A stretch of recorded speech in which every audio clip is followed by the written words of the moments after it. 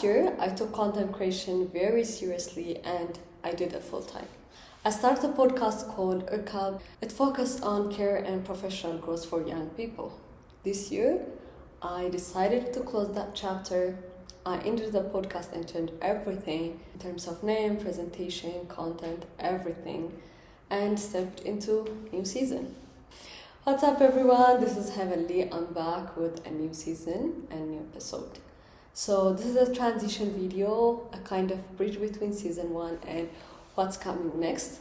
I just want to talk a little bit about season 1, and I just want to show you guys some behind the scene moments and share what the coming season going to look like.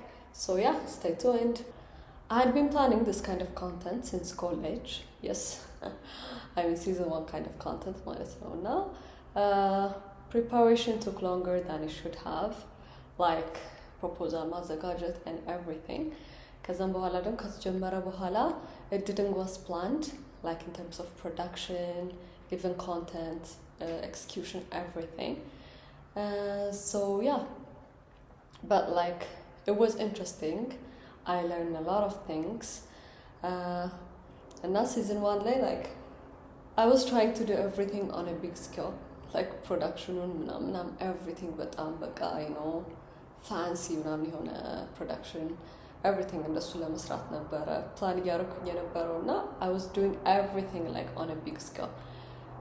ከዛም በኋላ ያ እሱ በጣም challenging እና stressful አድርጎታል. So the process was challenging and stressful because like I was doing everything alone. I was doing everything on a big scale, and like I was trying to do everything but in a perfect way ምናምን ነገር ማለት ነው። ከዛን I mean beginner ሆናችሁ like trying to do everything like in a very flawless way, professional way ምናምን ነገር ሲጀምር it's not right. I mean idealም አይደለም ግን እኔ I think like production company, I mean communication marketing company ስለሰራሁኝ በቃ ለክላይንት ሲሰራ ማየው አይነት ፕሮዳክሽን ነበር ለራሴ መስራት የፈለኩት። በቃ በጣም ሲኒማቲክ የሆነ ፍላውለስ የሆነ በቃ ኤቭሪቲንግ የሆነ ቪዲዮ ማለት ነው።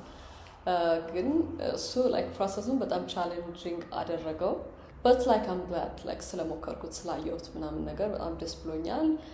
ኢንትረስቲንግ ነበረ። ኢንትረስቲንግ ኤፒሶዶች ነበሩ። I mean season 1 was interesting. I mean episode 1 was interesting. ከዛ ሌሎችም ኤፒሶዶች ኢንትረስቲንግ የሆኑ ኤፒሶዶች ነበሩ። like interviewing people በጣም ደስ የሚል ነገር ነበር። I mean በጣም ነበር ኢንጆይ ያደረኩት። ከዛ በላይ ደግሞ like crafting like content ጥያቄ ማዘጋጀት ምናምን was really interesting, honestly speaking. ለእኔ በጣም የወደድኩት ፓርት እሱ ነበር። I think production ከሁሉም ነገር like everything content ማዘጋጀት ጥያቄ ማዘጋጀት ነው። ከዛ ደግሞ ኢንተርቪው ማድረጉ በጣም ደስ የሚል ኤክስፒሪየንስ ነበረ። and yeah, what else ሌላ ስለ season 1 yeah እሱ ነበረ። so yeah, challenge production was challenging. በጣም challenging የነበረው ነገር was production.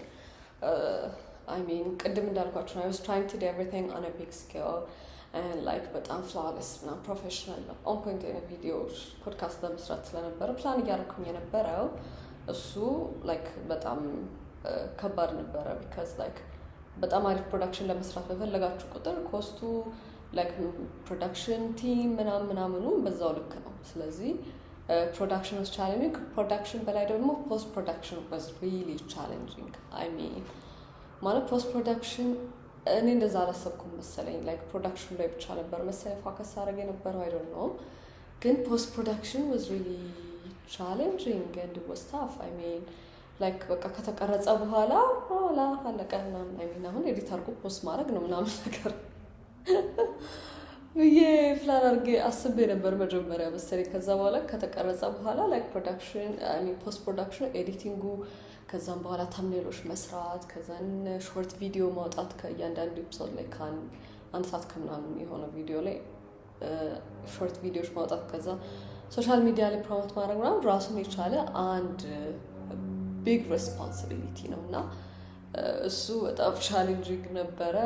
ግን በዛ አጋጣሚ like ብዙ ነገር ተምሬያለሁ like ቪዲዮ ኤዲት ማድረግ ምናምን ላይክ በሶስት በአራት ካሜራ የተቀረጸ ቪዲዮ ኤዲት ማድረግ ከለር መስራት ምናምን ነገር በዚህ ፖድካስት ነው የተማርኩት እና ፖስት ፕሮዳክሽኑ ቻሌንጂንግ ነበር። ያው ኤዲቲንግ ብዙ ነገር ተምሬበት ቢሆንም ከብዶኝ ነበረ ፖስት ፕሮዳክሽን። ዋትስ ካሚንግ ኔክስት in the coming season I really want to do it like በጣም ኢንጆይ ያረኩት ደስ ብሎኝ ምናምን ነው መስራት የምፈልገው እና it's going to be like explanatory series videos ነው የሚሆኑት. It's going to be a solo episode. I might have guests in the future but አሁን it's not like podcast format አይደለም. It's going to be a solo episode እና explanatory series videos ይኖራሉ፣ ደስ የሚሉ short videos ይኖራሉ እና ደግሞ outside ከዚህ ከስቱዲዮ ውጪ የሆኑ ቪዲዮዎችም ይኖራሉ። so hopefully በጣም ኢንትረስቲንግ ይሆናል ብዬ ኤክስፔክት አደርጋለሁ and don't forget to subscribe. ቶሎ እመጣለሁ like I try to be consistent. stressful ባልሆነ መልኩ consistent ለመሆን ሞክራለሁ and yeah I'm grateful and I'm glad ተመልሼ እዚህ ስቱዲዮ ለመቅረጽ ስለመጣሁኝ because ሲዝን ዋን ትንሽ ትራውማታይዚንግ ነበረ ትራውማታይዝ አድርጎኝ ነበር ብቻ whatever እና በቃ ከ4 ወር በኋላ ነው I think የተመለስኩት ወደ ፕሮዳክሽን እና I'm glad like courage energy ምናምን አግኝቼ ተመልሼ እዚህ ስቱዲዮ ውስጥ ለመቅረጽ ስለመጣሁኝ and yeah don't forget to subscribe. next time በጸደ ቪዲዮ እንገናኛለን. bye